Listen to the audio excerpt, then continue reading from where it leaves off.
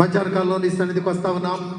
మీరు మమ్మల్ని ఈ ప్రదేశంలో చేర్చి నీ బిడ్డలుగా నిన్ను స్తుతించి ఆరాధించడానికి, మాకున్నటువంటి స్వేచ్ఛ స్వాతంత్రాలని చెప్పుకోవడానికి, మాకున్నటువంటి రైట్స్ని బట్టి మేము నిన్ను స్తుతించి కొనియాడటానికి కావలసినటువంటి స్వేచ్ఛ కొరకు మేము పోరాడుతూ ఉండగా ప్రభా మీ యొక్క సహాయం దయచేయండి.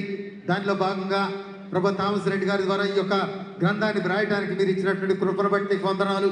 ఇది అనేక మంది జీవితాలకు ఆశీర్వాదకరంగా ఉంటుందని చెప్పి మేము నమ్ముతా ఉన్నాం.